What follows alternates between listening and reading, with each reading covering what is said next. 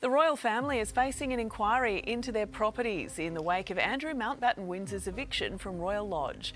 Live to Nine's Europe correspondent Jessica Millward in London. Jess, the former prince could be called to give evidence In a whirlwind of scandal surrounding royal properties, Prince Andrew's name has been tied to yet another controversy. But now, shocking revelations about Royal Lodge are shedding light on a system that allowed unchecked luxury for over 2 decades. What is the truth about Andrew's crumbling mansion? What Prince Andrew was really doing at Royal Lodge has shocked even those who thought they knew the full story. Documentation has emerged, exposing details of a property marked by neglect, broken promises, and a disturbing lack of oversight. These revelations paint a troubling picture of a man who seemed oblivious to his responsibilities while living rent-free in a 30-room mansion. The shocking truth about this arrangement is finally being revealed, and it's more disturbing than anyone could have imagined. Stay tuned as we dive into the secrets that have been kept hidden for far too long. The disgraced royal, now unlikely to receive any compensation for surrendering his lease at Royal Lodge amid revelations it needs costly repairs. Royal Lodge sits on the Windsor estate, and it is not a small cottage tucked away in the trees. It is a sprawling historic property with 30 rooms, landscaped grounds, and a long history tied to the British monarchy. When Andrew moved in back in 2003, the deal he signed with the Crown Estate was highly unusual, even by royal standards. Under the terms of that lease, Andrew did not pay rent, not a penny. Instead, he agreed to pay a large upfront sum to refurbish the property and then keep it in good condition for the duration of the lease, which runs for 75 years.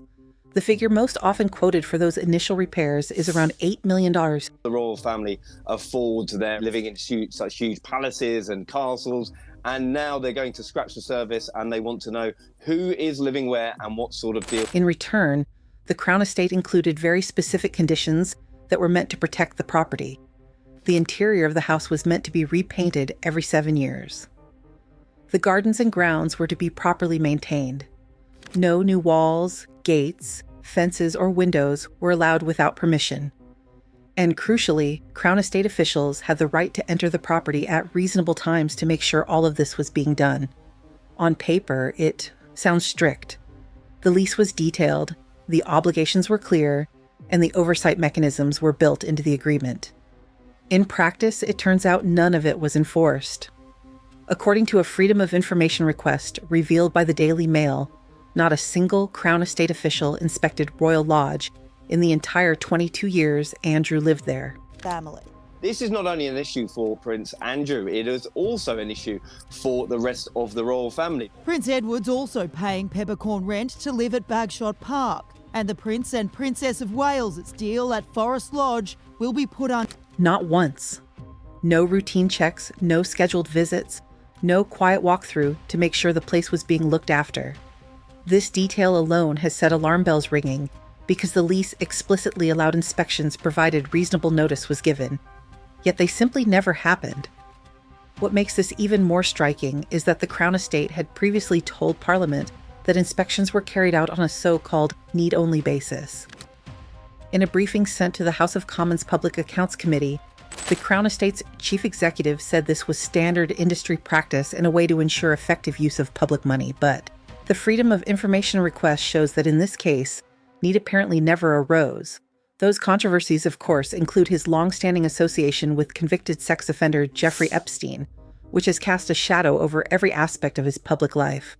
As outrage grew over those links, no one thought to take a closer look at the condition of a taxpayer-linked property he was occupying rent-free. His royal titles, the cover of The Sun reading, "The Andrew formerly known as Prince." King Charles stripping his brother of that honor over his ties to convicted sex offender. If you're finding these revelations as shocking as they truly are, make sure you subscribe to this channel. We're exposing the truth behind royal privileges and arrangements that have gone unchecked for far too long. Hit that subscribe button now. It was only after Andrew announced he would be leaving the Royal Lodge that the Crown Estate finally inspected the property. When they did, the findings were not encouraging. The house was described as being in a dilapidated state with significant repairs needed. So significant, in fact, that the compensation Andrew was due to receive for giving up the lease early, reportedly close to £500,000, is now expected to be wiped out entirely by the cost of putting the property right. In other words, the money he was meant to walk away with is likely to be swallowed up by years of deferred maintenance. The interior that was supposed to be repainted every 7 years? Neglected. The gardens and grounds that were meant to be properly maintained? In disrepair. The overall condition of a historic property that belongs, ultimately, to the public? Dilapidated. His brother Andrew of all titles, including Prince. Buckingham Palace said in a statement that the king started the process to remove the style, titles, and honors of his younger brother, so he will now be Prince. All of this is unfolding against the backdrop of Andrew's total fall from grace. He has been stripped of all royal titles, including the title of Prince following the publication of leaked emails that contradicted his claims in the BBC Newsnight interview about when he cut ties with Epstein. Andrew continues to deny all allegations of wrongdoing, but the damage to his reputation has been irreversible. The latest reports suggest he will soon move to a far quieter existence on the king's private Sandringham estate, possibly by Easter, at a location that has not been publicly disclosed. But the consequences of this Royal Lodge revelation are not stopping with Andrew. As the royal family faces growing pressure over Andrew's ties to the sex offender Jeffrey Epstein, especially with the publication of the late Epstein survivor Virginia Roberts' Jew Freeze memoir detailing allegations against Andrew. Members of Parliament are now preparing to widen their focus. The Public Accounts Committee is expected to launch a broader probe into royal properties managed by the Crown Estate, looking closely at whether taxpayers have received proper value for money. This is a key detail because the Crown Estate is not a government department, but it does manage assets on behalf of the public. Its profits are returned to the Treasury and help fund the sovereign grant, which pays for official royal duties and the upkeep of official residences. The Crown Estate does not own Buckingham Palace or Windsor Castle, but it does oversee several royal homes, including Royal Lodge, Bagshot Park, Forest Lodge, and Thatched House Lodge in Richmond. The probe is expected to look at Forest Lodge, the new family home of the Prince and Princess of Wales. The Crown Estate has said they are paying market rent, though no figures have been released. It will also examine Bagshot Park, the vast Surrey mansion occupied by Prince Edward and Sophie. The Accounts Committee wrote to the Crown Estate a few months ago asking for an explanation as to why Andrew Mountbatten Windsor has been paying next to nothing for his mansion in Windsor following, quote, a serious and disturbing. Historically, the rents paid by royals living in palace apartments have rarely been disclosed. One of the few exceptions was the Kensington Palace apartment occupied by Prince Michael of Kent and his wife, where documents showed an index-linked rent of around $20,000 a year agreed back in 2010. By contrast, a Crown Estate report published after the Royal Lodge outcry revealed that Princess Alexandra's rent in Richmond Park was around $225 a month. These figures, placed side by side, are already causing concern. The disparity is striking, and it raises obvious questions about fairness, transparency, and whether the public has been getting value for money from properties that are, ultimately, public assets. Was that while he paid £1 million up front and spent £7.5 million on renovations, for the 22 years that he's had the lease on Royal Lodge, he's only paid what's called a peppercorn rent, which is a nominal amount, a very small amount that often isn't even. The revelations about Royal Lodge expose more than just one man's failure to maintain a property. They expose a systemic failure of oversight, a failure that allowed a member of the royal family to live in luxury without accountability for more than 2 decades. Royal commentators have been quick to point out that this is not just about Andrew.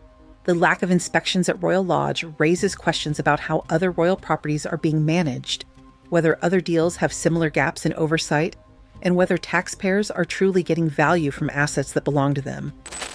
Allegedly asking his Royal Protection Officer to dig up dirt on Virginia Giuffre. The Metropolitan Police has confirmed it's looking into that. All of this has been extremely damaging for the royal family. The parliamentary inquiry that is now being prepared represents a turning point.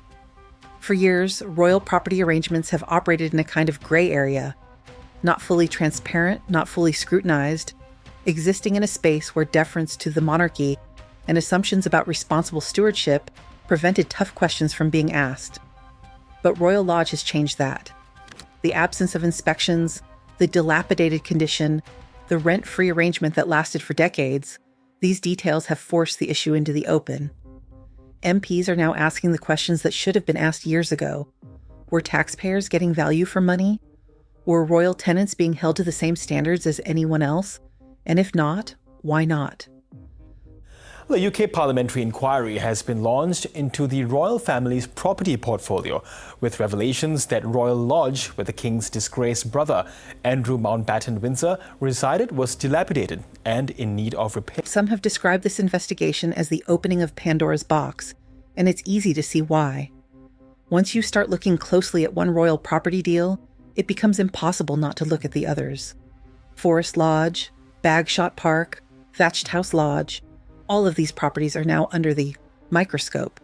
All of these arrangements will be examined, and all of the assumptions that have allowed these deals to exist without scrutiny will be challenged. Richard Fitzwilliams has warned that critics of the monarchy will use this inquiry to argue that royal tenants have received preferential treatment at public expense.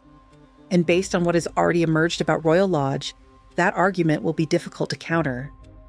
Primarily, the rental agreement between the Crown Estate and former Prince Andrew. Now, there was public outrage when it was revealed that Andrew was paying what's called a peppercorn rent, so ostensibly. In the wake of these revelations, Andrew's reputation has taken yet another blow. Already stripped of his titles, already forced out of public life, he now faces the humiliation of having his property neglect exposed in such detail. The dilapidated state of Royal Lodge, the lack of inspections, the compensation being wiped out by repair costs, all of it adds to a legacy already defined by scandal and disgrace. The latest report suggests he will move quietly to Sandringham, away from public view, away from the scrutiny that has followed him for years. But the investigation he has triggered will continue without him. The Crown Estate, though, has been essentially a mechanism for the royal family to gift members very generous rental agreements. So when you look at this situation, 2 years without a single inspection, a dilapidated mansion, a rent-free arrangement that benefited Andrew while the property deteriorated, do you see an isolated failure of oversight, or do you see a system that was designed to protect royal privilege at the expense of accountability? The documentation paints a clear picture. The pattern speaks for itself, and the consequences are only beginning to unfold.